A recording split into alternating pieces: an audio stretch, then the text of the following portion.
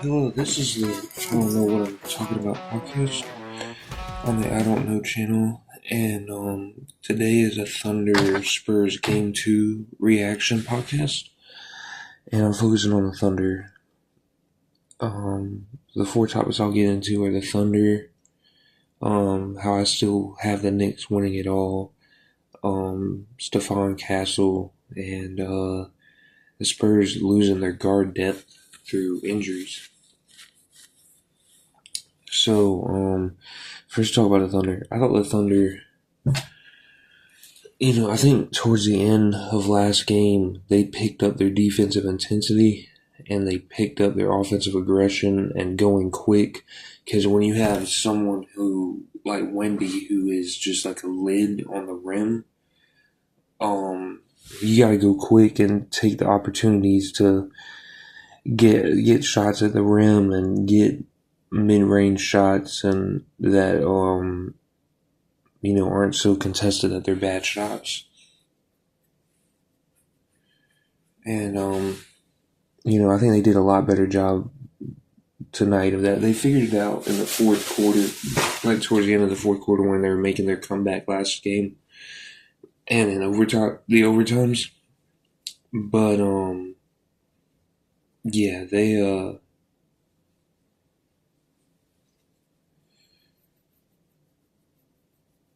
um they they carried that over to this game to some extent on the defensive end and the offensive end. I think they carried that over with the offensive end as far as being aggressive, and they ran more stuff like more motion, more screens, more movement. Like their offense was really, really a good system a lot of the time, and then a lot of the time they still had their stuff where it's just high ball screen and that's it. Shea's attacking or Jalen Williams attacking, and that's it. But they ran a lot of down screens, maybe back screens, just movement, cutting, and I think that's when they're at their best. Shea still in a motion offense got 24 shots. Now Jalen Williams was out, and that's part of the reason he had to leave early. But I don't think you're taking away from your star player if you can run a motion offense a lot of the time and your star player gets 24 points. So I thought their offense looked way better than the last game. I thought their defense looked better than the last game. Their defensive intensity wasn't quite as high as it was at the end of last game, but it was still higher than the last game overall. So I thought they really picked it up because I think they know they're playing such a good team and they got to level up. They faced a Lakers team with, even though Austin Reeves is playing, he still wasn't 100%. And in that first series against the Suns, they beat them pretty easily. So this is a real test for them. And they've picked up their intensity to me so far. I think the Spurs are probably a better team, but they're playing up to their level. They're getting really physical with Wemby, Hartenstein, and Jalen Williams. They're pushing him around. Hartenstein's kind of doing the stuff that Karl Anthony Towns does. He's grabbing people a little bit dirty, kind of grabbing people's arms. He grabbed Castle's hair, and it looks on purpose. I didn't realize there was much of that going on in the NBA, but watching the Knicks series and this series, you do see it. So there is a lot of unnecessary fouling, but there's a lot of good physicality as well. And Wemby's grabbing a little too, but you gotta get physical with Wemby because Wemby's really not that physical. Honestly, that's his one downfall he has. And maybe trying to take it to the rim against a guard sometimes is hard for him. But he takes it to the rim against a big really well. But he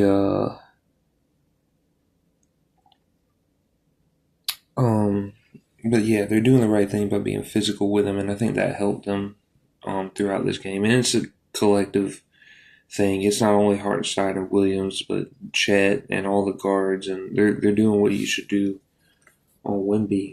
I thought Shea played a lot better tonight. He might have finished with a decent number last game, but as far as like how many points he scored, he had 24 last game, 12 assists, but he overall, he did all that at the very end. Honestly, overall, he did not have a good game. But this game, he came out from the jump, hitting shots. He was way better in the mid range. Honestly, he doesn't get, to me, when I watched him last year in the playoffs in the regular season, the mid range shots he was getting more separation on his step backs, and he was, he pushes off a little. He was doing that, but now it doesn't seem like he's getting that same separation as much, honestly. And I don't think it's anything about him, honestly. It just looks like he's being played closer by the Spurs. They're doing a really good job of not letting him get as deep in the paint for his mid ranges, but he hit his long mid ranges today. He shot 50% from the field, and he played great the whole game. He was just more aggressive. He was making quicker decisions, getting to the paint, getting open shots quicker, and he played really really good. Hartenstein, like I said, played good. He was physical. Had some tough finishes. 13 rebounds. I think the only thing is he needs to take some of those floaters, but he might need to chill with them a little bit because he's taking floaters over Wemby, who's like a 7'5" guy, and I don't know if those are always the best shots he could take. But other than that, he played physical. Like, I don't like the dirty stuff all the time. But he played real physical, was pushing Wemby around, and finished strong, would get fouled. So I thought he played really well. I thought Jalen Williams was playing really well before he got hurt. And I didn't even notice he got hurt, honestly, through the whole game because I was watching with the sound off. And I didn't notice he got hurt, but he was playing really well. He was getting in the mid-range, hitting, or I don't even know. He made 2 shots. I don't remember what shots they were, but I know he was aggressive and he was getting shots. He carried over because I think he had a better game than Shea last game. I don't know how many points he had, but he overall had a better game. But I still think everybody was kind of figuring out to attack fast against Wemby before he can get there in position to block or even contest mid ranges. So I think everybody was moving quicker this game, and I think he was as well. And I think he would have had a really good game. I didn't realize how good Dort is at handling the ball. They let him bring the ball up one time. I remember they probably did more than that, but I mean, he handled the ball like a guard. Because when I see the starting lineup and it's like Williams, Holmgren, Hartenstein, and Gilgeous-Alexander. I mean, I don't think of Williams as a forward and Dort as a guard. To me, Dort's more of a power forward. But he could handle the ball really well, and I thought he played well. He doesn't get as many minutes as I thought he did. He's more like a starter that starts the game, and then bench guys end up playing more than him, which I didn't realize that before this series. Especially Caruso plays more than him, and he deserves it because Caruso is playing better than anybody on the Thunder so far this series. And but yeah, Dort. No, I remember from last year watching them. I didn't really pay attention to it much this game, but I will say he's very physical. But it's like he doesn't attack the offensive glass that much, and if his player stays on the perimeter, there's a good chance he won't get involved on the rebound. So he's very physical when he tries to be physical, but he's not always. He's absent sometimes from the situation to be physical. I thought Chet played pretty good, and I think Wemby just bottles some people up, and not that Chet can't play better, but Yeah, because in that Timberwolves series, it was a situation where Gobert cannot do much at all. I mean, he just doesn't. Gobert didn't have a bunch of moves, and this guy is just so tall and long and athletic, and he couldn't really shoot over him. Everything was so contested, and I think Chet's the same way. Wemby's not the strongest guy, but neither really is Chet. Um, and he can't really move Wemby anywhere, physically. And he has nice dribble moves from the perimeter, but it just seems like Wemby's there. Not that Wemby's always guarding him, but Wemby seems to be in the vicinity. Wemby does a good job of being in the vicinity when someone attacks the paint. And Chet just has a hard time against Wemby, but I think for who they're playing, he played really good. I'd love to see him get him more threes. I think he's a great 3-point shooter. He only took 2 and didn't make any. Shot 5 for 10 from the field, 3 for 4 from the free throw line, had 13 points, 4 rebounds. Had one aggressive finish that I remember. So I thought he played good. Jalen Williams, the power forward or center, I'd say power forward, but I thought he played really good. And honestly, he might be the one that should be in instead of Chet. In 6 minutes, he had 6 points, 3 rebounds, 2 assists. He did take 6 threes. He was 2 of 6 from 3, so maybe that's the reason he shouldn't be in, because he's taking too many threes. 6 threes in 10 minutes. But I mean, he can shoot. He's very physical. I think he does a good job of Wemby when they put him on him. And yeah, I think he's a good player. He brings a lot of energy. So he's a good player. I thought Isaiah Joe played great tonight. And it won't show that much in the stat sheet. He had 10 minutes, 0 points, 0 for 3 from the field, 0 for 2 from 3, had 1 assist, +1 on the plus minus. He defended great. Like I said, they took their defense to another level tonight, and he was one of the biggest, if not the biggest, reason for that as far as a player. His ball pressure was incredible.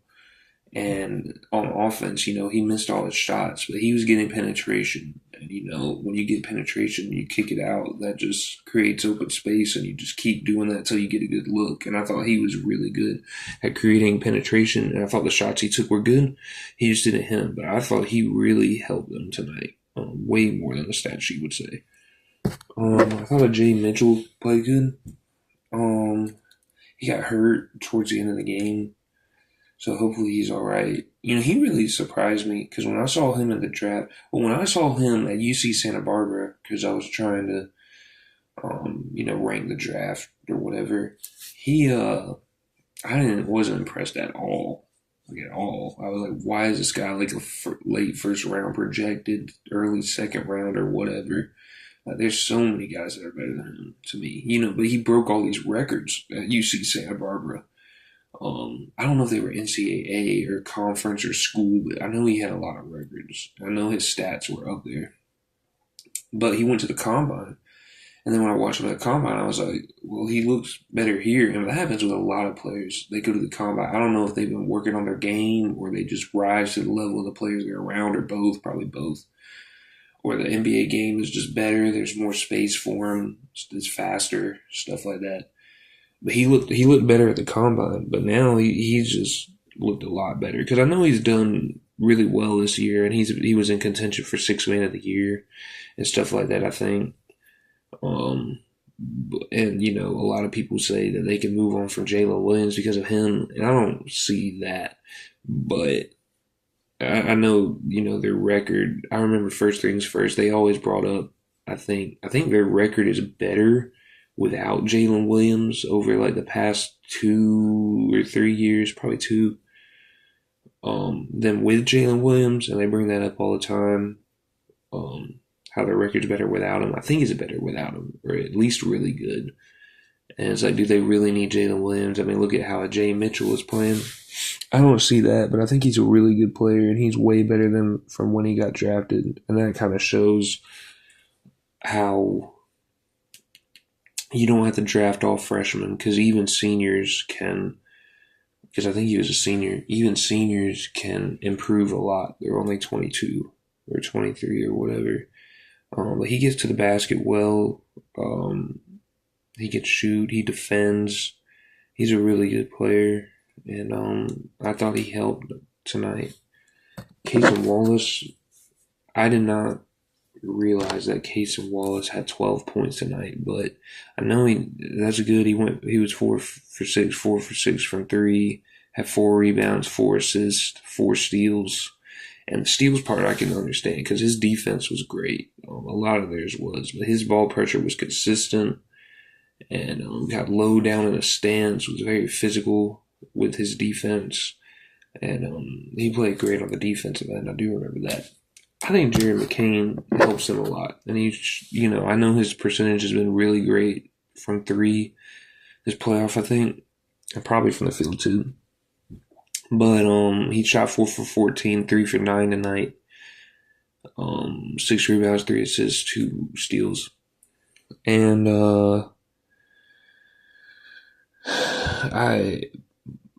even though he didn't shoot the ball well, it just helps having someone out there who's a threat that's willing to take shots. If you're a shooter, I feel like you shouldn't be a passive shooter. Make them take you out of the game because you're missing shots a lot of time. I mean, you can't go too far, obviously, with that. But he was missing, but he was still a threat out there. And because he was still a threat, they had to react to him because he kept getting good looks and they know he's a good shooter.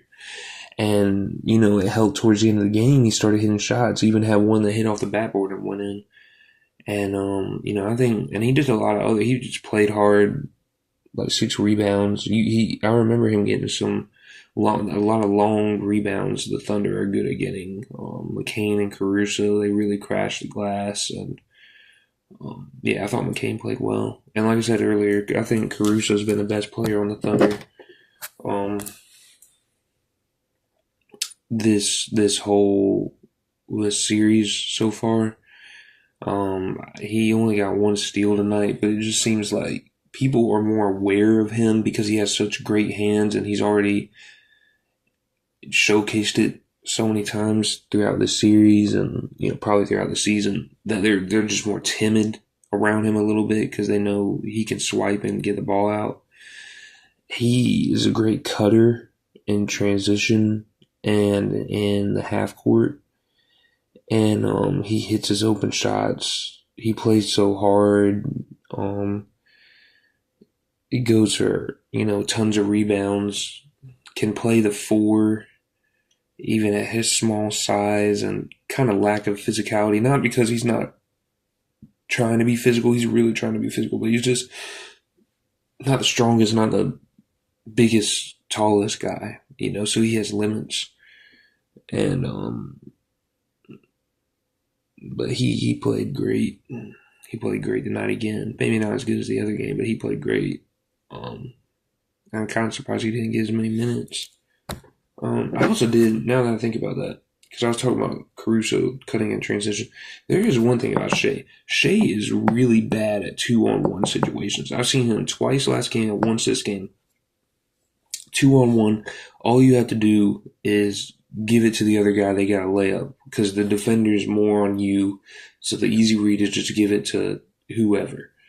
And at least 3 times he has tried to take it himself. And that's he didn't score any of those times. I don't know if the team scored any of those times, but he didn't score.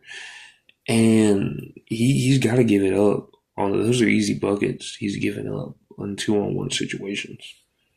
Alright, so moving on from the Thunder. I still think the Knicks are gonna win it all. Even though this game, the level of play was higher than the Knicks Cavs. And I don't know if the Knicks Cavs will ever get to the level of play that these two teams play at. And those are really good teams over there. But to be honest, the Cavs, if you take away the clutch or the end part of the Knicks, how they play in the clutch, the Cavs are a better team than the Knicks. I just think the Knicks, just the way they play at the end of games, I I think they're going to take over like they did a game one against the Cavs, and it doesn't look like it. It doesn't look like they have enough. It doesn't look like they're talented enough. It doesn't look like they're good enough. But you keep it close enough, and they came back and made it close enough. The Knicks in the clutch, you don't want to play the Knicks in the clutch. And they can come back on teams too. They're just, when it gets time, when their bats are against the wall, Brunson and Bridges really don't miss close to. So I still got the Knicks winning it all, even though these two teams are better. But I thought Castle played really good tonight. He had 25 points. That dunk that he had on Hartenstein was crazy. And credit to Hartenstein for jumping. I'm glad a lot of players have gotten dunked on this series, and that's great in a way because, I mean, they're not avoiding it. So, Castle was aggressive. You know, you had Harper go down, Fox is out. And he did really great. 25 points, 5 rebounds, 8 assists. On 10 of 17 shooting. He defends and he just attacks downhill, and he's a strong, really strong, athletic finisher. All their guards are strong. As far as like Castle, Harper, Fox, and Johnson is super strong. Probably the strongest guard in the league. But yeah, they just played strong 2 feet jump stops, stuff like that. Very fundamental. But Castle played great. So I think the Spurs are in a little bit of trouble because they're losing guard depth if Dylan Harper has a real injury. I know he was dealing with injuries. I want to say the Trailblazer series. I don't know if he missed any games, but it looked like he was grabbing his hamstring. I don't know if that's really what's going on.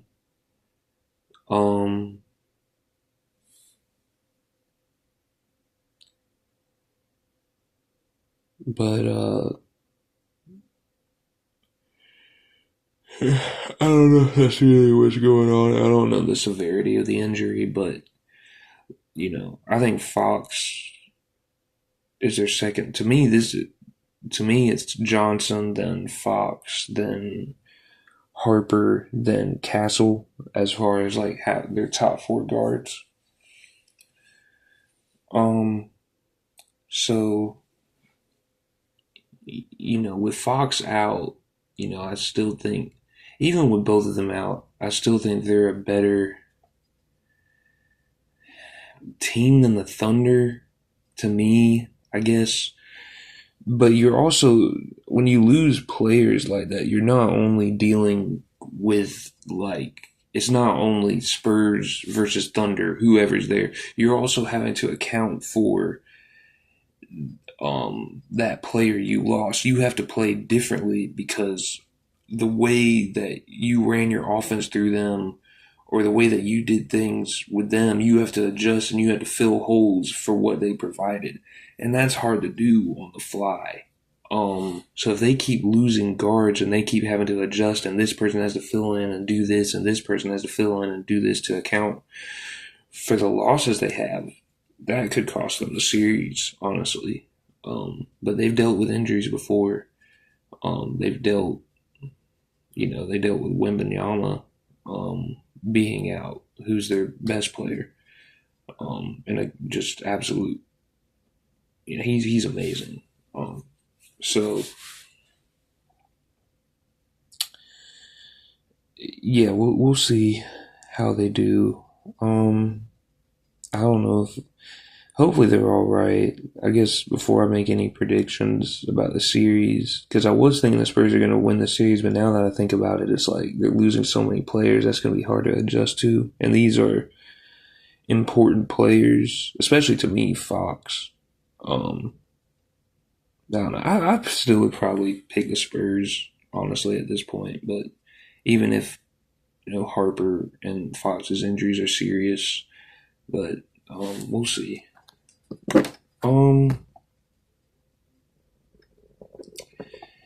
Yeah, I want to go into something that I said earlier I actually think the Spurs are a better team than the Thunder.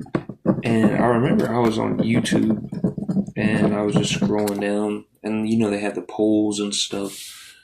But then there was a poll like who's going to win the series, Spurs Thunder, and I picked the Thunder because I had Knicks beating the Thunder in the finals before the playoffs started, so I picked the Thunder. And it surprised me that 70% of people picked the Spurs. So it seems like a lot of people are coming around on how good Wembanyama is and how this Spurs team is ready to win right now. And I think when you watch them, Wembanyama is just a cheat code, honestly. He puts a lid on the basket. Every single shot is contested at like a rate that's never been contested in NBA history in a way, because he's 7'5" and how athletic and mobile he is. The way he can contest shots, it's just not something people are used to at the rim and in the mid range, and even at the three if he's guarding his own man. So he is just something that's, even though he's not physical, his rim protection just bottles teams up. Like I said, it bottled Rudy Gobert up to where he can't do anything, and now Chet's kind of the same way. And on offense, I think his offense is very underrated too, because some of the stuff that you can do just lobbing it up to him, and his agility and his ability to just put it in the basket at different angles and stuff like that, it's almost unstoppable. And I just think what he does and the sustainability that he does it makes them the better team, along with their guard play. So they can't lose all their guards. They got, right now, to me, it's Castle and Johnson are the elite guards you have that are still out there. So they're really going to have to carry. But when you had Fox, Harper, Castle, and Johnson, and Vassell is pretty good too. He had a good game. I think that they're just tough. They're just tough. The way they attack the basket, especially those four guards I was talking about, they're talented and they're energetic and they play defense, and they're a really good team. And I think they're better than the defending champs right now. And not only are they better than the defending champs, but I'm willing to, right now, I could change it, but I'm willing to get on the bandwagon right now and say that Wembanyama is the best player in the NBA. I would say. And from last year, I watched I tried to pick the playoffs, and I tried to watch every team and kind of look at them in depth. And last year, I thought it was Curry, honestly, which I know is not a popular opinion, but last year I would have said Curry, then Jokic, then Giannis, then Luka, and then Kawhi, I think. But I think even if, I didn't really watch the Warriors this year, but even if Curry's the same, I just think the stuff that Wembanyama does with his rim protection and his just defense of the basket and it might get a little overstated. And he is a little lazy at getting out to the perimeter at times, but when he wants to go out to the perimeter and play defense, it's decent. He's not going to give you amazing ball pressure, but he's going to stay in front of his man at a pretty good rate, even guards. And just his ability to be a lob threat, his post moves, his shooting, his ability to drive to the basket. Like, he struggles more driving to get to guard, but he's guarded by bigs a lot. And when he's guarded by a guard, he goes down low. And there's just stuff he does on the offensive end that you can't contest. How high he's getting the ball on his layups and his jumpers and his post moves and stuff. There's really no contest for an agile 7'5" spin post hook. I just think he's so dominant, and he just impacts the game more than anyone in the game. You can forget the stats. He might not ever be a 30-point per game scorer, and I think he will be. But to me, he's the best player in the world right now. So and that's probably as far as I'm willing to go right now. But yeah, that's on the podcast for today. The I don't know what I'm talking about podcast. Thank you for anybody that listened. I think I had a few pauses today. Trying to think. It's getting late. So thank you for listening. See you.